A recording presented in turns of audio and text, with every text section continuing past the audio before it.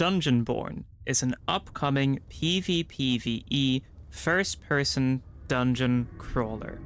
Your objective is to obtain and escape with loot while completing quests and avoiding or eliminating opponents. The core gameplay would be similar to Dark and Darker or Escape from Tarkov. There are currently 7 playable classes that each have their own unique abilities and playstyles. You can choose from the Fighter, Priest, Rogue, Swordmaster, Pyromancer, Cryomancer, and Death Knight. There is an open beta for the game starting on Wednesday, July 3rd, 4 PM BST. It will last around 7 to 14 days, depending on how it goes. Now, whether you're someone that's played this before or a new player just hearing about it for the first time, I have some news for you.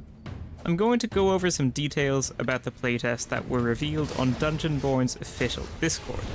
Most of these features have not appeared in previous playtests of the game, so there's a lot of new content to look forward to for both experienced and fresh players. The first new mechanic that will appear in the beta is heirlooms. There are 39 types of heirloom equipment split into 3 separate categories: weapon, armor, and accessories. You can upgrade heirlooms to buff their base stats and unlock more affix slots.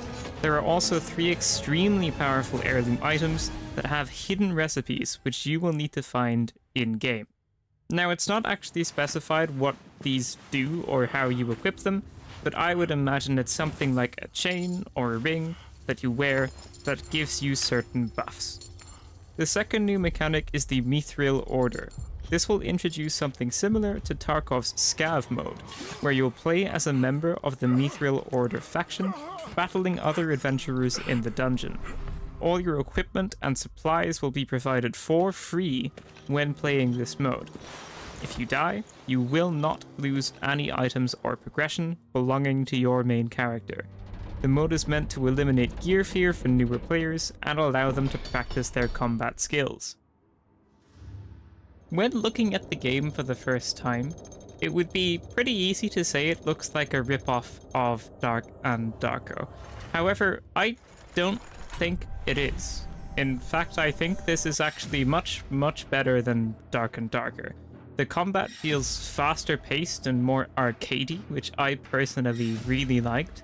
The classes felt more kind of dynamic, and it felt like one of them would actually probably suit your playstyle.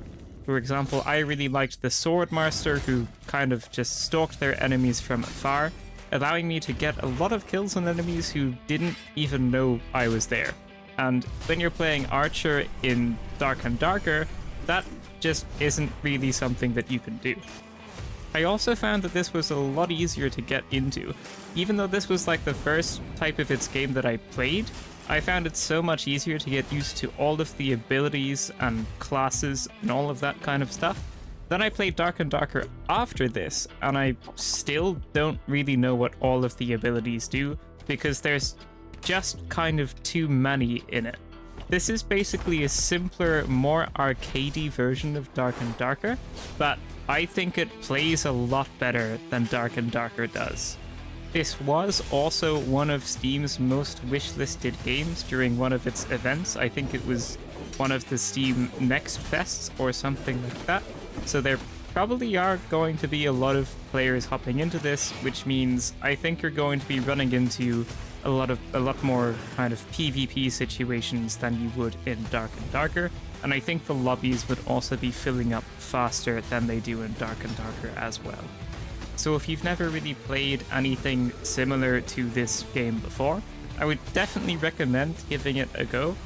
From its genre, it's been the easiest thing to get into. Like if you go and play Tarkov or any type of extraction shooter or something like Dark and Darker, I found they all have like a pretty high learning curve and they're all quite punishing and difficult to get into. But with this, I feel it's very easy to just hop in and play and kind of learn as you go.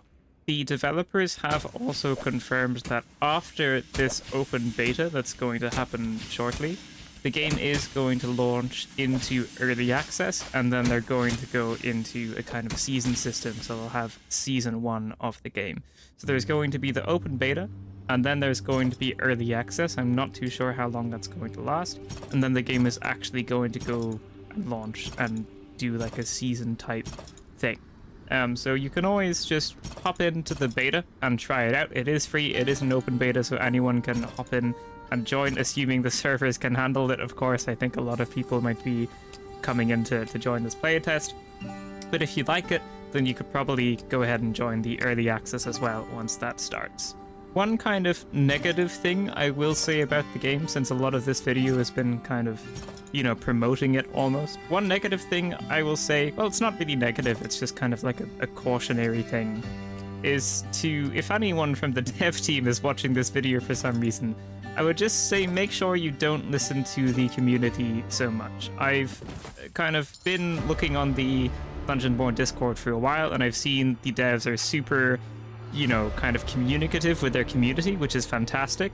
But there's a difference between being communicative with your community and listening to your player base.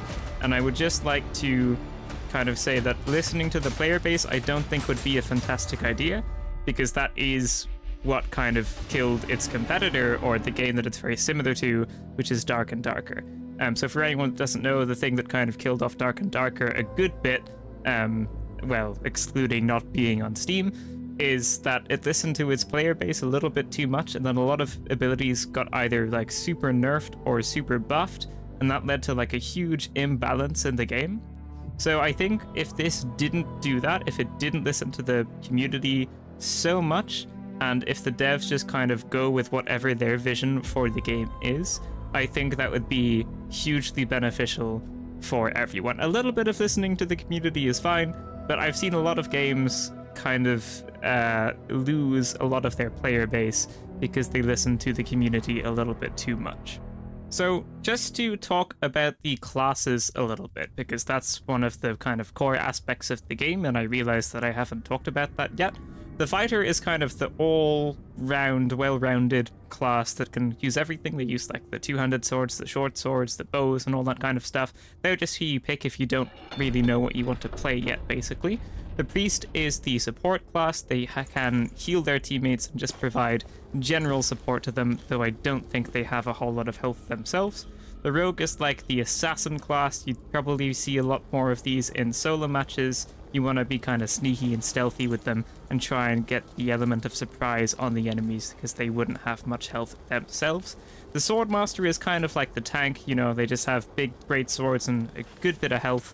The pyromancer is obviously just kind of the mage. They have a fireball and kind of like an AoE attack that they can use to burn their enemies and stuff like that. The cryomancer is similar to the pyromancer, but with kind of ice type magic or death type magic instead. I can't actually quite remember which one it is, but it's one of those, so a different kind of a mage basically.